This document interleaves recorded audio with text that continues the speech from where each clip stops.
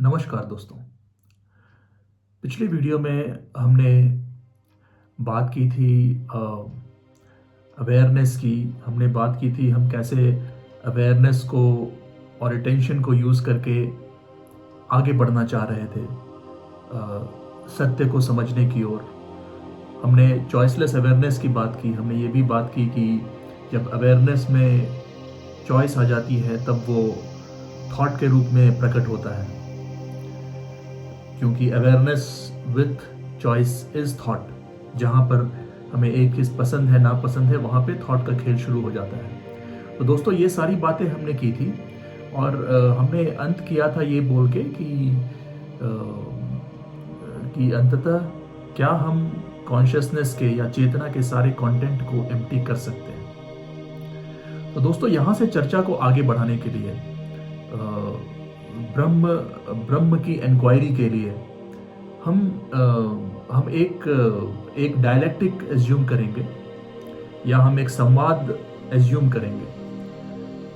तो दोस्तों जैसा कि हमने कहा कि जब हम ब्रह्म की बात करते हैं तो अगर हम ये मान लें कि हम सीधा ब्रह्म से या सीधा ईश्वर से संवाद कर रहे हैं तो वो हमारे थॉट का प्रोजेक्शन होगा, क्योंकि ईश्वर या भगवान या ब्रह्म की जो कल्पना है वो हमारे थॉट का ही एक प्रोजेक्शन है। वो हमारा थॉट ही है। अगर वो हमारे थॉट से ज़्यादा होता और वाकई में हम ईश्वर ब्रह्म या सत्य में होते तो हमारे जीवन में कोई कॉन्फ्लिक्ट नहीं हो सकता। ये बात हमने की है।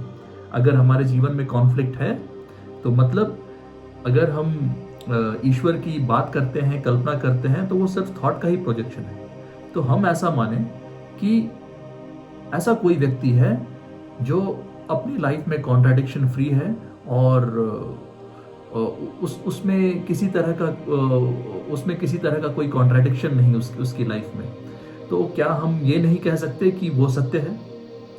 हम सिर्फ संवाद उस व्यक्ति से कर रहे हैं जो स्वयं सत्य है, और इसमें ऑन पर्पस हम ईश्वर को नहीं ला रहे हैं। क्योंकि अगर हम स्वयं मान ले कि हम ईश्वर से ही संवाद कर रहे हैं तो वो थॉट का प्रोजेक्शन होगा। लेकिन ये तो हम मान ही सकते हैं कि हम किसी ऐसे व्यक्ति से संवाद कर रहे हैं जिसमें कोई कॉन्ट्रडिक्शन नहीं है और हम उसे ही सत्य का प्रतीक मान रहे हैं। और जैसा कि हम कहे कि सत्य का प्रतीक भी अपने आप में शायद एक सही शब्दावली नहीं हो, क्योंकि सत्य तो स्वयं होता है। तो हम मान ले कि हम सत्य से ही संवाद कर रहे हैं जो उस व्यक्ति के रूप में है। तो वो व्यक्ति हमें समझाता है या वो व्यक्ति हमें दिखाता है, हमसे संवाद करता है कि ये जो पूरी चेतना है, ये चेतना और क्या है। ये जो मानवीय चेतना या ह्यूमन कॉन्शियसनेस है, ये थॉट ही तो है। थॉट ने जिस चीज के बारे में भी सोचा, जिस चीज के बारे में भी रिफ्लेक्ट किया, और वो सारी चीज चेतना का हिस्सा बन गई। और यहाँ पर इस चेतना को और जो वास्तविकता में जो भौतिक चीजें हैं उनका भी फर्क समझना जरूरी है। इस चेतना में वो इल्यूजन्स भी हैं जो थॉट ने प्रोड्यूस किया है। बहुत सारी चीजें जो वास्तविक नहीं हैं वो भी थॉट ने एज्यूम की है। जो तरह तरह की भावनाएं हैं, पीड़ा की भावना, भय की भावना, इनका कोई भौतिक अस्तित्व तो नहीं जो हमें दिखाई दे, लेकिन ये हमारी वास्तविकता का हिस्सा है। जो हमारा विश्वास है धर्म के ऊपर, वो भी इसी वास्तविकता का हिस्सा है, इसी विचार के द्वारा फ्रेम्ड है। तो जब हम ये पूरे कॉन्शियसनेस या चेतना की बात करते हैं तो विचार ने, थॉट ने जिस चीज के बारे में भी सोचा, जैसा भी सोचा, अच्छा या बुरा, वो सब ह्यूमन कॉन्शियसनेस में है। तो इसीलिए इसी कॉन्शियसनेस में हम भगवान की भी बात करते हैं, शैतान की भी बात करते हैं, क्योंकि दोनों थॉट के प्रोडक्ट हैं। तो यहाँ पे फिर हम इसको इस ढंग से ना लें कि हम ईश्वर को नकार रहे हैं या स्वीकार रहे हैं, ये उसकी बात नहीं हो रही है। ये एक इंक्वायरी की प्रोसेस है, और इस इंक्वायरी में ये एक लॉजिकल तर्क लगता है अगर ये बोला जाए कि थॉट ने जिस भी चीज को प्रोड्यूस किया, जिस भी चीज के बारे में सोचा, वो सब मानवीय चेतना का हिस्सा बने। तो सत्य हमसे कहता है, या वो व्यक्ति जो सत्य का प्रतीक है वो हमसे कहता है कि क्या ये जो पूरा कॉन्शियसनेस का कंटेंट है, क्या ये एम्प्टी किया जा सकता है? तो मैं एक आम व्यक्ति की तरह अपने अवेयरनेस के टूल का यूज़ करता हूँ। मैं इस बात को अवेयरनेस में लाता हूँ कि क्या कॉन्शियसनेस के कंटेंट को खाली किया जा सकता है, रिक्त किया जा सकता है। तो मैंने जैसे ही अवेयरनेस में इस चीज़ को लाया, वहाँ पर ये चॉइस बन गई कि मैं मेरे चेतना में, कॉन्शियसनेस में जो कंटेंट है, पहले तो कंटेंट है और हमें उसको दूसरी अवस्था में ले जाना है जहाँ उसमें कोई कंटेंट ना हो। तो ये फिर एक मूवमेंट इन टाइम है। तो यहाँ पे मैं कंसंट्रेशन करता हूँ कि ये तो एक फ्रैगमेंट ऑफ थॉट से दूसरे फ्रैगमेंट ऑफ थॉट का मूवमेंट सा दिख रहा है। अगर मैं इसको इस ढंग से लूँ कि मुझे मेरी चेतना में मेरे कॉन्शियसनेस के जो कंटेंट है उनको मुझे एम्प्टी करना है, तो ये मूवमेंट इन टाइम है। तो वहाँ मैं सजग हो जाता हूँ और उस चॉइस को ड्रॉप कर देता हूँ और फिर मैं अटेंशन का यूज़ करता हूँ। मैं अटेंशन को लाता हूँ। जो सत्य, वो व्यक्ति जो मुझे कह रहा है, मैं पूरे अटेंशन से उसको सुनता हूँ और उसकी बात को ग्रहण करता हूँ और बस अवेयरनेस रखता हूँ। उस अवेयरनेस में मैं ये चॉइस नहीं रखता कि मुझे इस अवस्था से, जहाँ पे कॉन्शियसनेस की, चेतना की अपनी कंटेंट है, उस अवस्था से मुझे ऐसी अवस्था में जाना है जहाँ उसका कोई कंटेंट नहीं। मैंने उस चॉइस को हटा दिया अवेयरनेस में से। तो अब अवेयरनेस है और वो अटेंशन है। तो जब मैंने वो चॉइसलेस अवेयरनेस का रास्ता अपनाया तो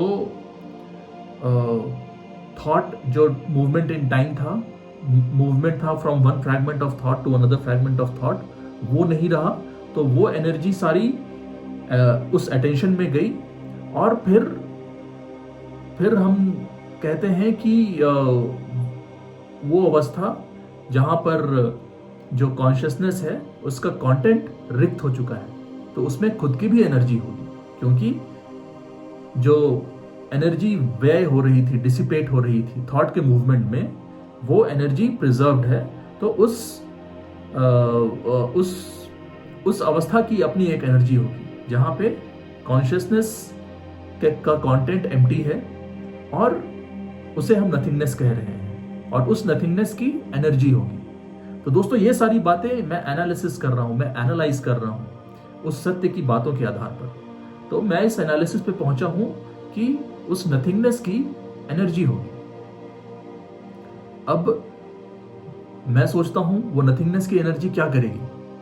वो एनर्जी है तो उसे कुछ करना चाहिए। तो उसे इस माया की दुनिया में एक्ट करना चाहिए। उसका क्या एक्शन हो सकता है? तो मैं ये समझता हूँ कि शायद इसीलिए हमें अवतारों के बारे में बताया गया है कि जो अवतार हैं, भगवान स्वयं अवतार लेते हैं, ब्रह्म स्वयं अवतार लेता है और ट्रूथ के फील्ड में, माफ कीजिएगा, इस भ्रम के फील्ड में या इस माया के फील्ड में वो एक्ट करता है। और वो क्यों एक्ट करता है? वो इस माया का नाश करने के लिए एक्ट करता है, जो हमने पहले भी बात कही कि अहम का नाश करने के लिए एक्ट करता है। तो ये सारी चीज़ें जो मेरी चेतना का हिस्सा है, ये सारी चीज़ें मैं इंक्वायर करता हूँ, मैं एनालिसिस करता हूँ।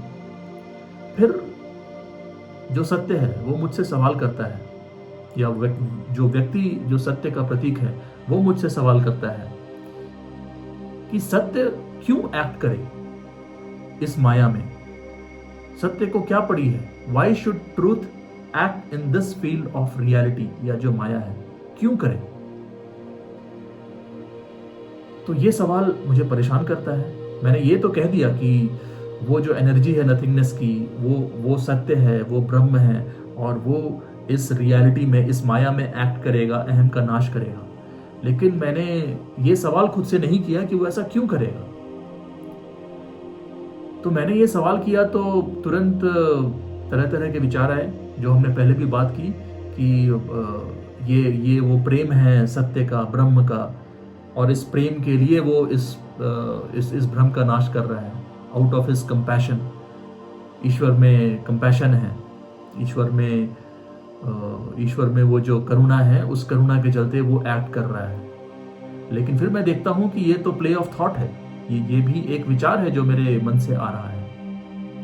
फिर मैं और इंक्वायर करता हूँ तो मैं जब इंक्वायर करूं तो जो एक तार्किक जवाब मुझे मिलता है कि ईश्वर इसीलिए एक्ट करेगा, ब्रह्म इसीलिए एक्ट करेगा क्योंकि मैं चाहता हूं, ये मेरी डिजायर है। और ये मेरी डिजायर क्यों है?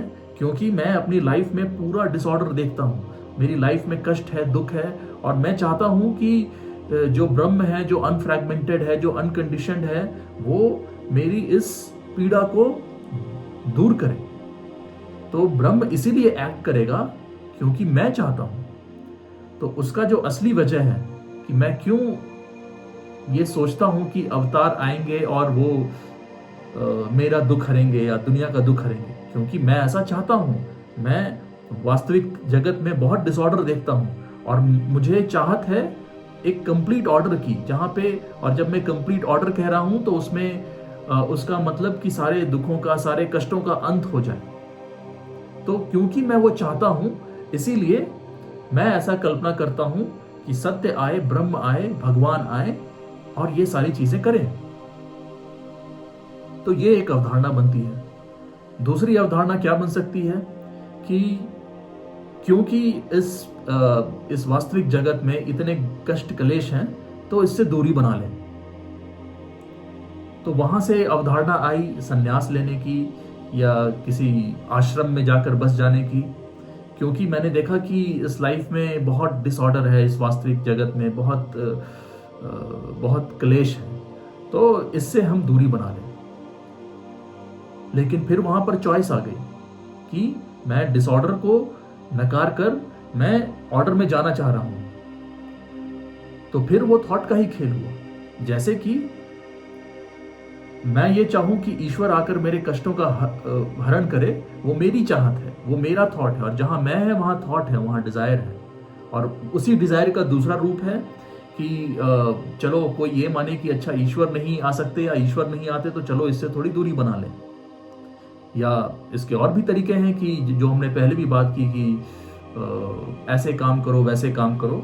ये सारा तो थॉट ही हो। तो मैं फिर वहीं अटक गया कि ये तो सारा थॉट का ही खेल हो रहा है। और दूसरी बात, फिर मैं ये सोचता हूं कि क्या जो विचार है, थॉट है, जिसकी अपनी एनर्जी है, क्या वो खुद अपने कॉन्ट्राडिक्शंस को नहीं देख सकता? क्या वो खुद से खुद का अंत नहीं कर सकता? क्या थॉट खुद का ही अंत नहीं कर सकता या खुद को सुधार नहीं सकता? खुद को ये देखकर कि उसमें कितने कॉन्ट्राडिक्शंस हैं।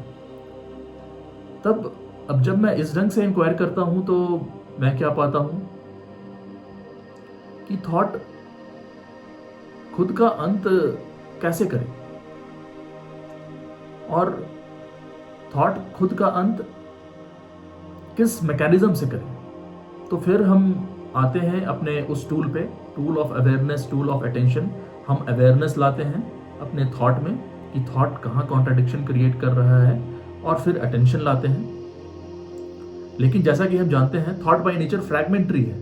तो जो हमारा अवेयरनेस भी होगा वो किसी पर्टिकुलर थॉट पे होगा, शायद जो थॉट हमें ज्यादा परेशान करता है। अगर मुझे गुस्सा ज्यादा आता है तो मैं अवेयरनेस लाऊंगा अपने क्रोध पर। जब मुझे गुस्सा आ रहा है तब शायद मैं उसको कंट्रोल करूंगा। तो वो एक रिलेटिव ऑर्डर है। शायद एक पक्ष जो है थॉट का, जो मुझे क्रोध दिलाता है, वो शायद मैं कंट्रोल कर लूं। लेकिन जो दूसरा पक्ष है, जो शायद मुझे उतना परेशान नहीं करता, जैसे कि जो मेरी ग्रीड है, मुझे ज्यादा से ज्यादा चीजें चाहिए, ज्यादा से ज्यादा धन चाहिए, वो शायद मुझे परेशान नहीं करता, तो वो तो यूं का यूं रहेगा। तो क्योंकि थॉट फ्रैगमेंटरी है, तो वहां पे अगर मैं अवेयरनेस और अटेंशन लाऊं भी, तो भी समस्या का समाधान आंशिक होगा, पूरा नहीं होगा, वो कंप्लीट ऑर्डर नहीं होगा।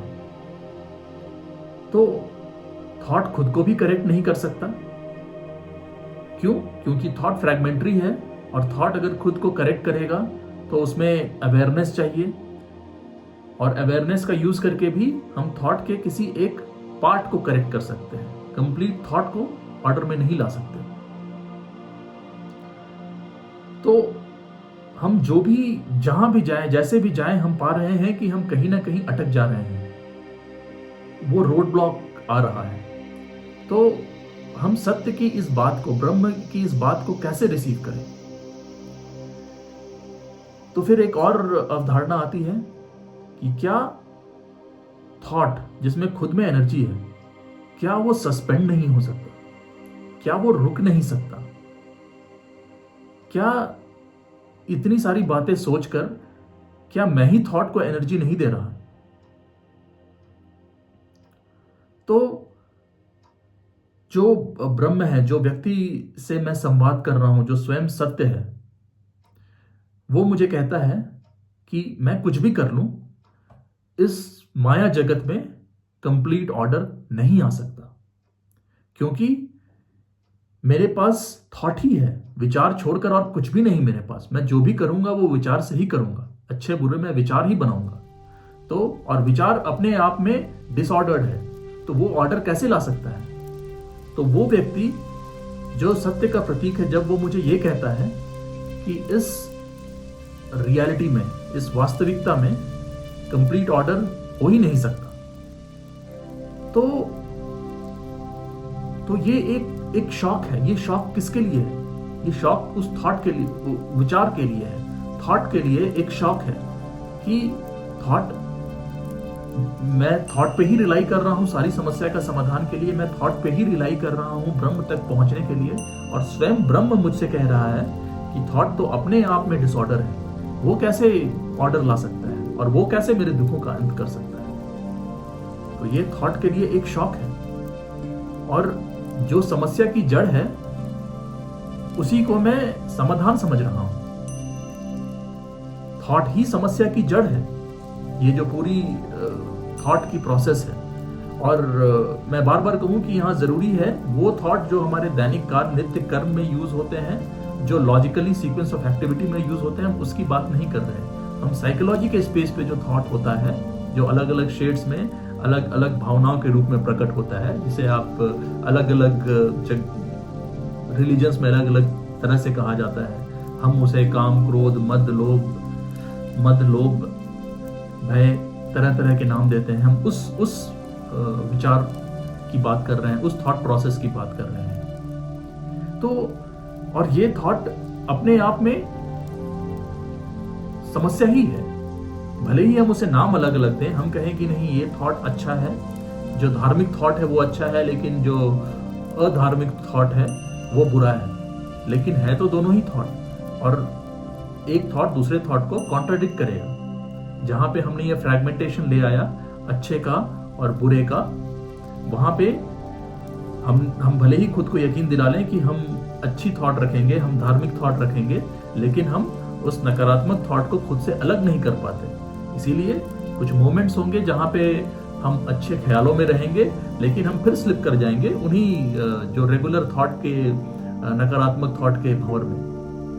तो जब वो व्यक्ति मुझे ये कहता है कि थॉट का यूज करके, जैसे कि हमने जो भी अभी तक बातें कही, ये तथाकथित रूप से थॉट की अच्छी बातें हैं, थॉट को हमने अच्छे तरह से यूज किया।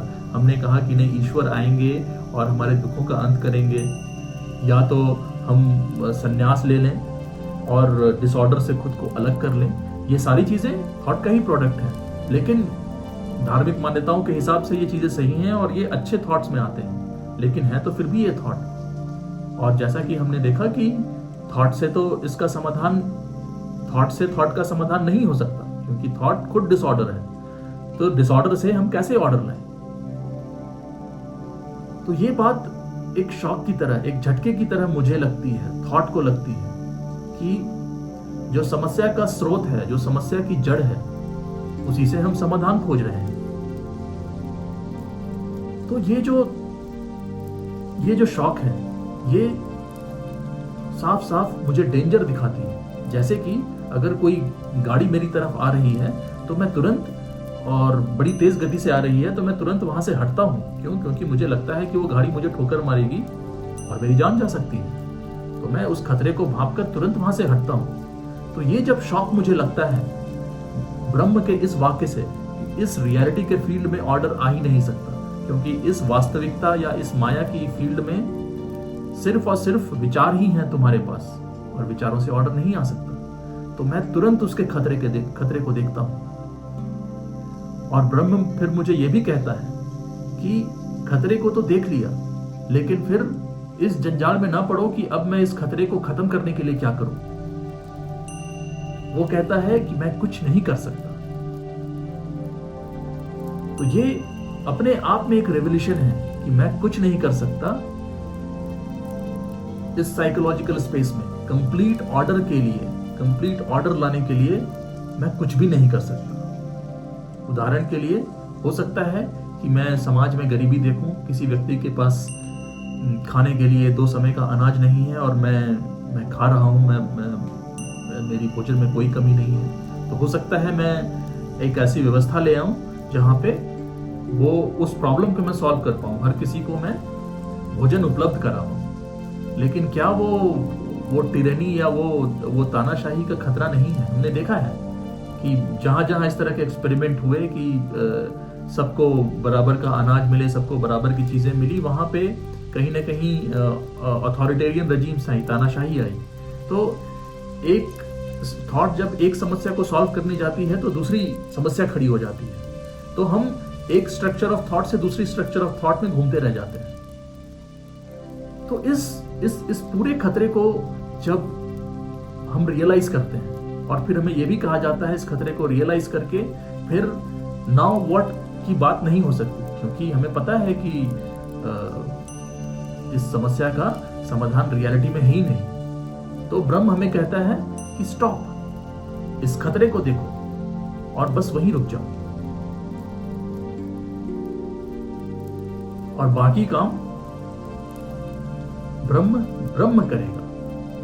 लेकिन हम ये नहीं पूछेंगे कि ब्रह्म क्या करेगा, क्योंकि ब्रह्म के एक्शन की अपनी वाइटैलिटी है, उसकी अपनी क्रिया है। और थॉट के दुनिया में रहकर मुझे उसके बारे में कुछ नहीं पता। अगर मैं ऐसा कहूं कि मुझे उससे क्या लेना देना, क्योंकि जिसके बारे में मुझे पता ही नहीं उससे मेरा रिलेशन क्या। अगर हम इसको ऐसे रखें कि गुड का इविल से क्या रिलेशन है, क्या संबंध है, अच्छाई का बुराई से क्या संबंध है, कोई संबंध नहीं। तो जब अच्छाई और बुराई का संबंध ही नहीं, तो अच्छाई क्या एक्शन लेगी बुराई को दूर करने के लिए? क्यों लेगी जब दोनों में कोई संबंध ही नहीं? कोई एक्शन तो तब लेगी जब दोनों में कोई संबंध है, दोनों में तो कोई संबंध ही नहीं। तो ये जो शॉक है, ये जो शॉक मिला है मेरी बीइंग को, मेरे थॉट को, कि मैं कुछ नहीं कर सकता, ब्रह्म मुझे कहता है कि मुझे यही परसेप्शन चाहिए और सिर्फ यही चीज मुझे देखनी है। इससे ज्यादा मैं और कुछ नहीं कर सकता। तो दोस्तों, मेरे विचार से जो गीता का बहुत ही प्रसिद्ध श्लोक है, कर्मण्येवाधिकारस्ते मा फलेषु कदाचन, इस श्लोक में कि जो अगर इस श्लोक की गहराई में जाए तो शायद यहां भी यही बात कन्वे की गई कि जो वास्तविकता का जो फील्ड है, जो फील्ड ऑफ रियलिटी है, उसमें सिर्फ कर्म करना ही हमारे बस में है। लेकिन कर्म के साथ अगर हम थॉट जोड़ दें कि इस कर्म से मुझे ये मिलेगा, मुझे वो मिलेगा, तो फिर वो कर्म नहीं रह जाएगा। और इस श्लोक के अगले भाग में क्या कहा गया है कि आप कर्म करें और फल से डिटैच हो जाए। कर्म फल के लिए वो आप ईश्वर पे छोड़ दें, क्योंकि ईश्वर के बारे में जो भी है आपके पास सिर्फ कल्पना है, आप नहीं जानते ईश्वर को। तो बाकी का काम ईश्वर करेगा, और ईश्वर क्या करेगा इसके बारे में आप धारणा भी ना बनाएं। आपका अधिकार तो सिर्फ आपके कर्म पर है। तो मेरे विचार से यही बात भगवत गीता में भी इसी खूबसूरती के साथ समझाई गई है। शायद वो खूबसूरती इस संवाद में ना आई हो जो जिस ढंग से मैं प्रकट कर रहा हूं, लेकिन मेरे विचार में इन दोनों बातों में कोई भेद नहीं। हमने जिस संवाद की कल्पना की है उसमें जो ब्रह्म है वो हमसे यही कह रहा है कि तुम इस थॉट के कॉन्ट्राडिक्शन को देखो, लेकिन फिर उसके बाद और कोई चाहत ना पालो कि इस कॉन्ट्राडिक्शन को मैंने देख लिया है तो अब मेरी लाइफ में कंप्लीट ऑर्डर आ जाएगी, ये हो जाएगा, वो हो जाएगा। बाकी का काम सत्य करेगा। सत्य की अपनी एनर्जी है, अपनी वाइटैलिटी है, और वो पार्ट जो है वो पार्ट अटेंशन के आगे की चीज है। जैसा कि हमने पहले कहा था कि अवेयरनेस और अटेंशन की एनर्जी ये चाहिए, लेकिन ये पर्याप्त नहीं है। हमने पिछले वीडियो में कहा था अटेंशन के आगे हमें कुछ चाहिए। तो अटेंशन के आगे का जो मूवमेंट है वो हम बोलचाल की भाषा में या समझने में कहे वो ट्रूथ का मूवमेंट है, वो सत्य का मूवमेंट है, वो ब्रह्म का कर्म है, जिसके बारे में हम कोई अवधारणा नहीं बना सकते। लेकिन बात को कन्वे करने के लिए हम कह रहे हैं कि इस परसेप्शन के बाद कि थॉट खुद एक समस्या है, तो उसका समाधान थॉट से नहीं हो सकता। इस परसेप्शन के बाद जो बाकी क्रिया है वो ब्रह्म की क्रिया है, वो क्या है वो हम नहीं जानते, और इसके आगे हम कुछ कर भी नहीं सकते। तो दोस्तों इस वीडियो को यहीं विराम देंगे, और विराम देने के बाद मैं ये कहना चाहूँगा कि ये जो चर्चा है मैं इसे ब्रह्म चर्चा मानता हूँ, और इस चर्चा को समृद्ध तभी किया जा सकता है जब ये ज़्यादा से ज़्यादा लोगों तक पहुँचे, ज़्यादा से ज़्यादा लोग खुद अपनी तार्किकता से इन चीज़ों के बारे में इंक्वायर करें, इन चीज़ों पे डिस्कशन हो, डिबेट हो। जैसे हमारे हिंदू धर्म में शास्त्रार्थ की पुरानी परंपरा थी जहाँ पे डिबेट होते थे, डिस्कशंस होते थे। तो इस ब्रह्म चर्चा को हम जीवंत तभी रख सकते हैं जब ज़्यादा से ज़्यादा लोग जुड़ें और ज़्यादा से ज़्यादा लोग अपने मत रखें, अपने तर्क रखें। तो दोस्तों इसके लिए काफ़ी ज़रूरी है कि आप इन वीडियोस को लाइक करें, सब्सक्राइब भी करें और अपने विचार भी व्यक्त करें कमेंट सेक्शन में। तो दोस्तों उम्मीद है कि इस चर्चा को हम इसी गति से कायम रख पाएंगे, और आप भी इसमें लाइक और सब्सक्राइब कर सहयोग दें।